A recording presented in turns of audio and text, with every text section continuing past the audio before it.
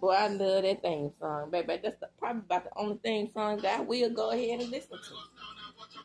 All right, all right, all right. Finally, Carl Weber's family business is up and stuck. So let's get right on into it. It is 12:37 a.m. here down to the SIP.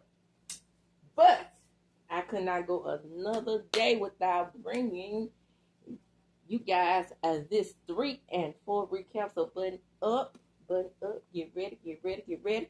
And I know it's going to take about 15.17 hours before this video will upload because some reason it's taking a very long time for my videos to upload. But here we go. Let's go. How you doing? And on Mother Wendy, this is React on TV DVD. And like I said, it's called Web's Family Business, Season 5, Episode 3, Special Delivery. So these next couple of episodes are about memories, right? And what we have when we start this episode out is a memory of Paris's. And Paris is remembering her fun time with Niles, played by Christian Keys himself. And I actually think he actually modeled on the book about, I want to say, Niles had his own book. Don't make me lie. Oh, it's been a while since I've read all of them. But I think Paris in Love, I know for sure she had her own book. All the Duncans have had their own book, now that, if my recollection serves me correctly. And I want to say Niles really did have a book. I think we had the origins of Niles and how he met Daryl and all that type of stuff. But I may be getting the books mixed up. But the point is, she's there reminiscing about her relationship with Niles, with his fine self child. Fine in the book. How you can just imagine how fine these characters are when when they're described, because Carl Weber does such an excellent job of putting you in the book. So Paris finds out that Niles is an assassin, and so she's good at what she does because she has that special set of skills. Shout out to Take It. And in Paris in Love, what happened is they try to one up each other, and now she finds out that he's actually was trying to murk LC. So she's a daddy's girl, so she had to take out Niles before he took her out. So that's why it's so weird about the blue roses. So what she's gonna do is incorporate cousin Curtis into this. But Curtis don't want none of Niles. Trust me when I tell you that. So Katie, played by Patrick Duffy, he calls LC. LC is happy because Mr. Pinky is doing what he's supposed to do. And he's like, shit, man, I killed him. Because he had to go. Because, Katie was like, I'm sitting here looking at John's dead body. What's going on, man? Honestly, I killed him. That doggone LC, cool as a cucumber. Do you hear me? Always. And I told you, LC don't like to get his hands dirty. So when he has to get his hands dirty, he is ruthless. Okay? And he's practically a genius. A la Mr. Vegas. Did I say his name right? Well, Vegas and his son, Nevada. Because remember, Vegas is the more cunning of them because he is sort of like, him and Daryl are dogs. But we'll get to Daryl in a later situation. He told Katie he'll talk to him later because he about to wake up his wife. You better get on over there to Consuelos and get one of them big breasted girls. Goodbye.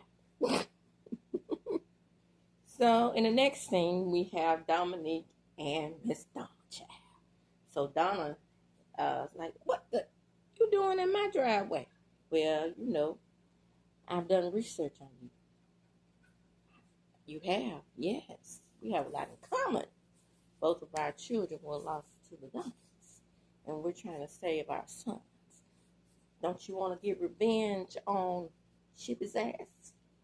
Now, you had me at revenge. Okay. Yeah. Donna about to find herself in some BS. She probably don't want to get involved in. But hey, Donna is Donna. And she's never been able to whoop Chippy's ass.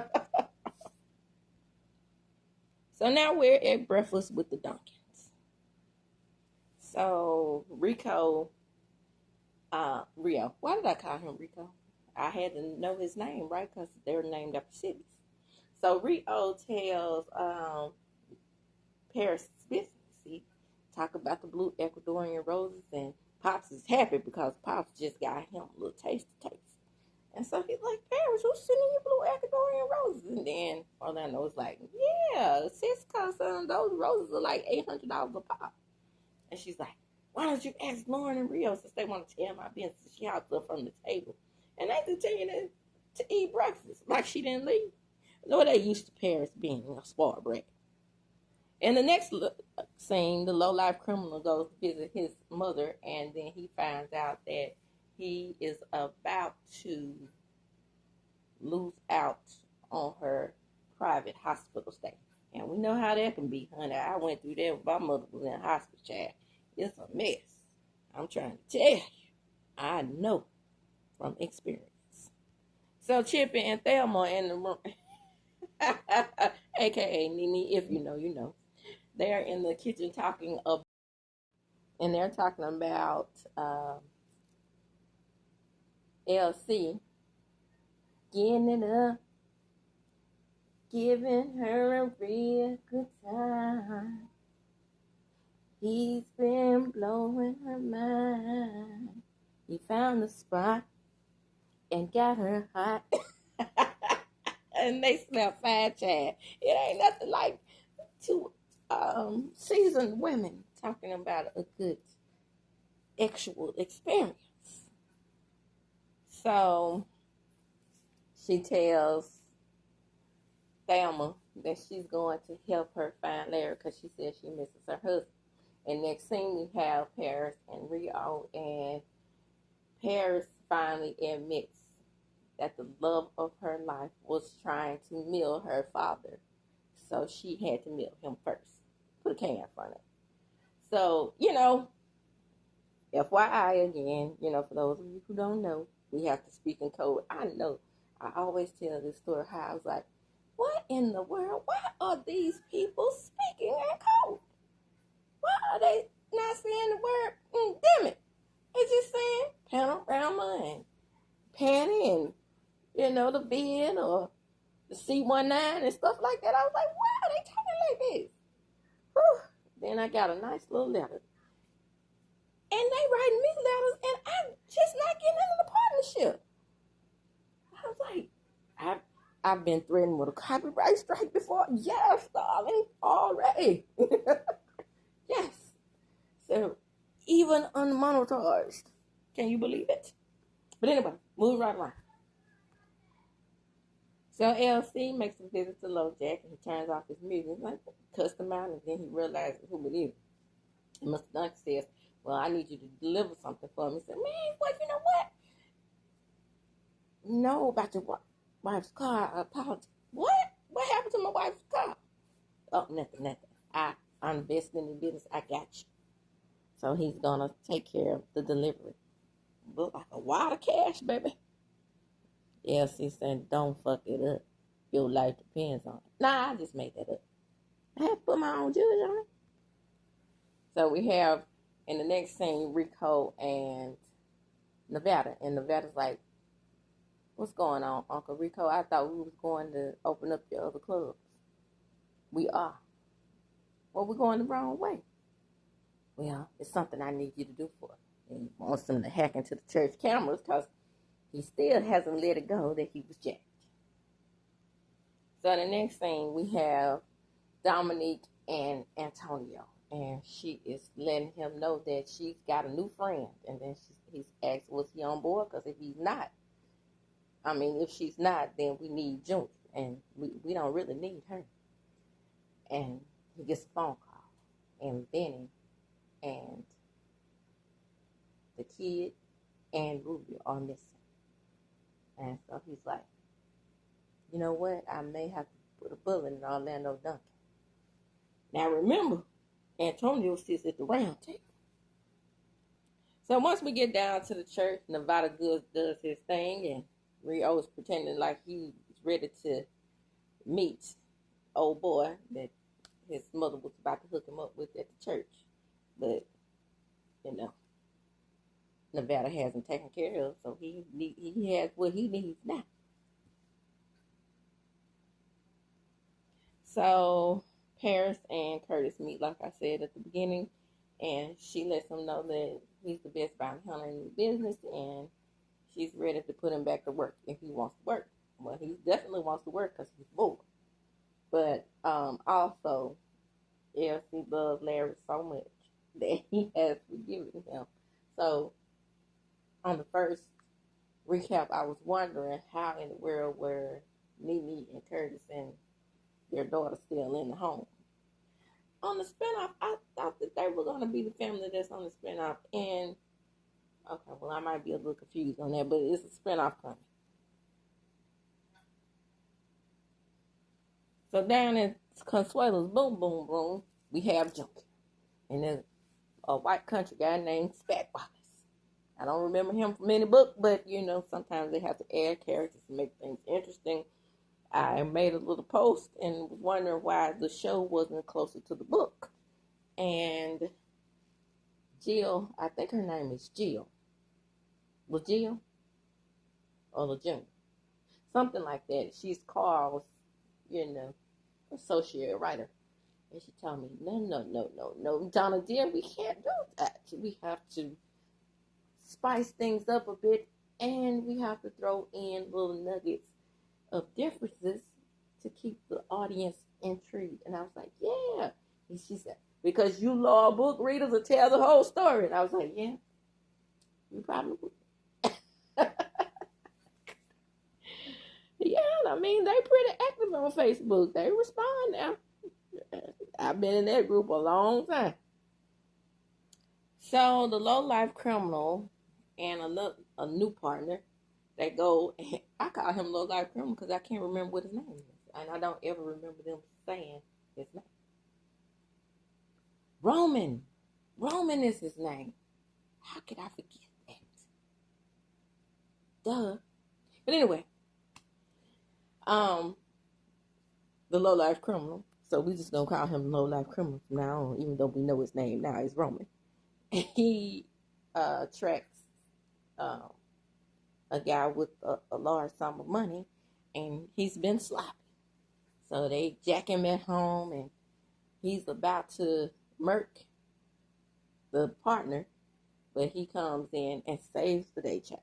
So they ride off with thousands of dollars. So Smack Wallace, Spack, whatever his name is, he gets real satisfied down at Consuelo's Boom Boom Room, and he walks out and he says, hasta luego, whatever you say, you people. Yeah, he's a little racist. So guess who's outside to pick him up? LC, getting his hands dirty yet again. So LC takes Smack off to a abandoned location and puts a bullet right through his head. And none other than who comes to pick him up? Chippy. Right on time. LC, what is your car? Well, baby, don't worry about that. I had a little car trouble. LC, that's not your car. Well, I had some business. I had to take care of them, and it ran longer than I thought it would. Chippy says, LC, the stars are really bright tonight. She has that still, she's supposed to be rough and rugged, but she still has That same snooty voice from Half and Half. So LC is honing like a haunted toad. He tells Chippy, pull over. It's a service road around the corner. Let's get it in. No, LC, we can't. Sure we can, baby. And the next thing we have Mr. Orlando. He is down to the expensive dealership. Oh, snap. It's the Vinny and his boys. Well, not Vinny's boys, but you know, Vinny is MIA. His uncle. The Dash Boys, should I say. And they're getting ready to blow Mr. Orlando to smithereens. And that is going to end episode 3 special delivery. And then we're going to go right into episode 4. Don't forget to like, comment, and subscribe to my channel. And hit the notification bell button so you will be notified each and every time I upload a video. But no need to wait any longer. We're going right into episode 4. And we're going to get to know the family business a little bit better.